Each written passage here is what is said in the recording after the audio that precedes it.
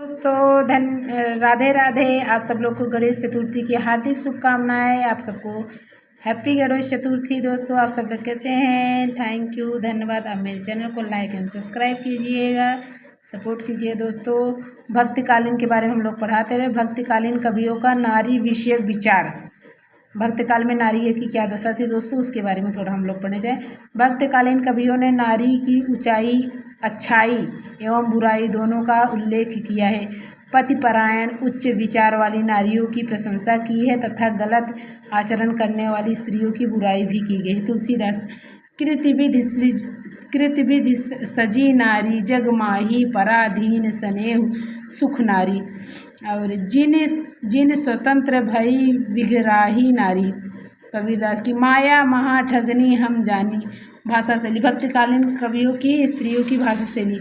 संपूर्ण भक्तकालीन कवियों ने लोक भाषा का व्यवहार किया है, जिसमें कबीर की भाषा सदुक्कड़ी एवं पंचमेल खिचड़ी है, जबकि जायसी की भाषा ठेठ अवधी, तुलसीदास की संस्कृत निष्ठ अवधी एवं ब्रज भाषा है, जबकि सूरदास की ब्रज भाषा ब्रज है। कबीरदास की कथन कबीर संकीरत है कूप जल भाखा बहत नीर। तुलसीदास का भाखा का संस्कृत प्रेम चाहिए साच। जायसी की है अरि अंत जस कथा अहे लिख भाखा चौपाई कहे। भक्तिकालीन कवियों ने दोहा, सोठा, चौपाई, छप्पय आदि छंदों का प्रयोग किया है। संपूर्ण भक्ति साहित्य में शांत रस की प्रधानता है, जबकि पद्मावत में श्रृंगार रस की प्रधानता है। भक्ति काल में उपमा, रूपक, उत्प्रेक्षा, यमक, श्लेष आदि अलंकारों का प्रयोग हुआ है। बच्चन सिंह ने तुलसीदास को रूपकों का बादशाह कहा है। भक्तिकालीन साहित्य में प्रबंध काव्य, गुण एवं मुक्तक काव्य दोनों प्रकार की रचना का प्रयोग हुआ है। ध्यान से पढ़िएगा दोस्तों, ये हमारा फेयर है। भक्तिकालीन प्रमुख संप्रदाय एवं उनका वर्ण विषय अद्वैतवाद है। इस संप्रदाय के प्रवर्तक शंकराचार्य हैं। इसके दर्शन का आधार वेदांत एवं उपनिषद था। इसका सिद्धांत अद्वैतवाद के नाम से जाना जाता है। इस विचारधारा में पंचदेवा उपासना पर बल दिया गया है। इस विचारधारा में आत्मा और परमात्मा को एक माना जाता है। संसार में आत्मा और परमात्मा का जो भी भेद दिखाई पड़ता है वह वास्तविक नहीं है। इसमें आत्मा परमात्मा का प्रतिबिंब मात्र है। इन्होंने शंकराचार्य जगत को नाशवान बताया, जबकि ईश्वर को ही सत्य माना है। आत्मा और परमात्मा, जीव और ईश्वर में जो अंतर दिखाई पड़ रहा है वह ज्ञान के द्वारा दूर हो जाता है। दोस्तों दोनों को वह माना जाता है ब्रह्म सत्य, जगत मिथ्या। इनका मानना है कि मनुष्य अज्ञानता के कारण अलग है, किंतु जब अज्ञानता का नाश हो जाता है तो वह सांसारिक मोह माया से अलग होकर ब्रह्म की उपासना में लग्न हो जाता है। जैसे जैसे मनुष्य को अहम ब्रह्मास्म का अभ्यास होने लगता है वह भक्त ईश्वर का पर्याय बन जाता है, जिसके कारण अद्वैत की भावना विकसित हो जाती है। शंकराचार्य की इस दार्शनिक मत का नकारात्मक प्रभाव पड़ा है। इसके विरोध में 4 दार्शनिक मत हैं। विशिष्ट दैत्यवाद, रामानुजाचार्य दैत्यवाद, मध्वाचार्य दैत्यवाद, निम्बार्काचार्य, शुद्ध दैत्यवाद, वल्लभाचार्य। विशिष्ट दैत्यवाद इसके प्रवर्तक, ये दोस्तों मेरी बच्ची ने गोश्त दिया, हमने देखा नहीं, खाना बना रहे थे। विशिष्ट दैत्यवाद सही है दोस्तों। इसके प्रवर्तक रामानुजाचार्य हैं। जन्म तमिलनाडु में, रामानुजाचार्य का जन्म जो है तमिलनाडु में हुआ था दोस्तों। इन्होंने कांचीपुरा या यादव प्रकाश की देखरेख में शिक्षा ग्रहण की थी। इनके गुरु का नाम कांचीपूर्ण था। वे शूद्र जाति के थे। रामानुजाचार्य ने अपने संप्रदाय में निम्न जातियों को भी दीक्षा देने का प्रावधान किया है।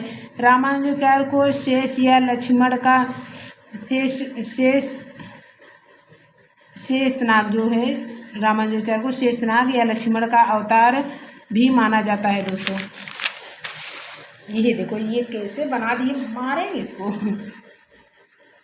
इन्हें यानी रामानुजाचार्य को दक्षिण में विष्णु का अवतार भी माना जाता है। रामानुजाचार्य ने विशिष्ट द्वैतवाद की स्थापना की है। इन्होंने आत्मा और परमात्मा में भेद नहीं माना है। इन्होंने आत्मा और जगत को ईश्वर का अंश माना है, किंतु परमात्मा को विशिष्ट स्थान दिया है, क्योंकि परमात्मा ही संपूर्ण सृष्टि की रचना एवं विनाश करता है। विशिष्ट प्लस धनवाद, आत्मा प्लस परमात्मा, विशिष्ट प्रकार नहीं, दो विचारधारा। रामानुजाचार्य के आराध्य विष्णु या नारायण हैं। कैसे कर दी। इसके प्रवर्तक मध्वाचार्य जी, दैत्यवाद के प्रवर्तक दोस्तों, इसके प्रवर्तक मध्वाचार्य जी हैं। इनका जन्म दक्षिण भारत के वेलीग्राम में हुआ था। साइन कर रही थी दोस्तों, पेन पा गई थी। मध्वाचार्य उत्तर भारत की यात्रा पर आए हुए थे, लेकिन भूलवश बद्रिकाश्रम में पहुँचे। वहाँ वेदव्यास से शालिग्राम की 3 मूर्तियाँ प्राप्त की, जिसके कारण ये वैष्णव भक्ति का प्रचार करने लगे। कौन दोस्तों? मध्वाचार्य वैष्णव धर्म के प्रचार करने लगे। मध्वाचार्य ने अद्वैतवाद का घोर विरोध किया है और द्वैतवाद की स्थापना की। मध्वाचार्य के अनुसार जगत सत्य है, ईश्वर और जीव का भेद, जीव का भेद तथा जड़ का ईश्वर से भेद वास्तविक है और समस्त जीव हरि के अंग हैं। द्वैतवाद या भेदाभेदवाद, द्वैतवाद या भेदाभेदवाद दोनों एक ही दोस्तों। दैत्य प्लस आधन, दैत प्लस वाद। इस संप्रदाय के प्रवर्तक निम्बार्काचार्य जी हैं। ये रामानुजाचार्य के समकालीन थे। इसका दार्शनिक सिद्धांत भेदाभेद के नाम से भी जाना जाता है। इसके अनुसार जीव अपनी अवस्था अनुसार अभिन्न भी है। निम्बार्काचार्य के अनुसार ब्रह्म अंशी है और जीव अंश है। ब्रह्म और जीव सांसारिक दृष्टि से भिन्न है, पर तत्वात्मा एक है।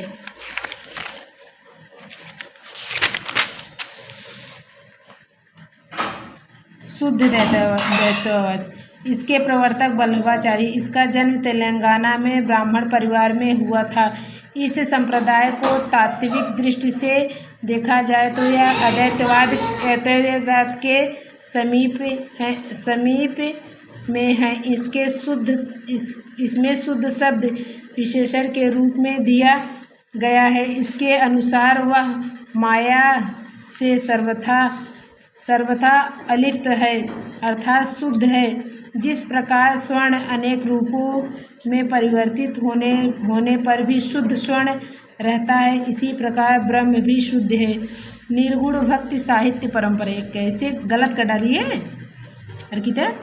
जिस भक्त कवियों ने भगवान के निराकार रूप की उपासना करते हैं, अर्थात जिस ब्रह्मा का रूप, रंग, आकार, स्थान निश्चित नहीं है, अर्थात सर्वथा विद्यमान है, उसे निर्गुण भक्ति कहते हैं।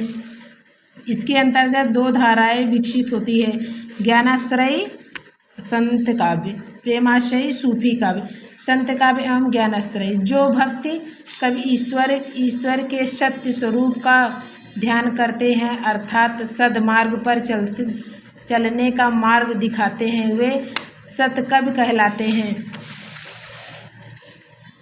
ईश्वर के सत्य स्वरूप के जानने के ज्ञान का सहारा लेना पड़ता है। इसीलिए इसे ज्ञानाश्रय या संत काव्य के नाम से जाना जाता है। शुक्ल का कथन, शुक्ल जी का कथन है दोस्तों। ज्ञानाश्रयी शाखा निर्गुण संत काव्य धारा हजारी प्रसाद द्विवेदी निर्गुण भक्ति साहित्य के हैं। राम कुमार वर्मा संत काव्य के हैं। गणपति चंद्रगुप्त संत काव्य के प्रवर्तक हैं, मतलब अनुयायी, प्रवर्तक अनुयायी नहीं, मतलब विचारक हैं। परशुराम चतुर्वेदी भी संत काव्य के हैं। संत काव्य परंपरा के प्रमुख कवि एवं उनका जन्म स्थान, रैदास का जन्म स्थान काशी, कबीर का भी काशी में हुआ था दोस्तों। जम्बनाथ का राजस्थान नागौर में, हरिदास निरंजनी का काप रोड नागौर राजस्थान में होता है। गुरु नानक देव का ननकाना तलवंडी लाहौर में। संत सिंघा खजूर ग्राम बड़वाड़ी रियासत मध्य प्रदेश में होता है। लालदास का अलवर भरतपुर में। दादू दयाल का जन्म कहाँ हुआ था? कड़ा, इलाहाबाद में। कड़ा है उत्तर प्रदेश में दोस्तों। सुंदरदास का धौसा राजस्थान में धौसा है। अक्षर अन्याय का सेनुहार दतिया मध्य प्रदेश में है। बाबा लाल का गुजरात में हुआ था इनका जन्म। अभी दोस्तों हम अपनी क्लास को यहीं पर एंड करते हैं। कबीरदास के बारे में अगली क्लास होगी दोस्तों। आप हमें सपोर्ट कीजिए दोस्तों। आप लोग को कल से थोड़ा ये गद्य नहीं तो कुछ और सिलेबस भी डालेंगे दोस्तों कल से। राधे राधे दोस्तों, आप सब लोग कैसे हैं? धन्यवाद दोस्तों। अभी हम अपनी क्लास को यहीं पर एंड करते हैं। थैंक यू दोस्तों। लाइक एवं सब्सक्राइब कीजिएगा, सपोर्ट कीजिए। थैंक यू दोस्तों। ओके, जय हिंद, जय भारत।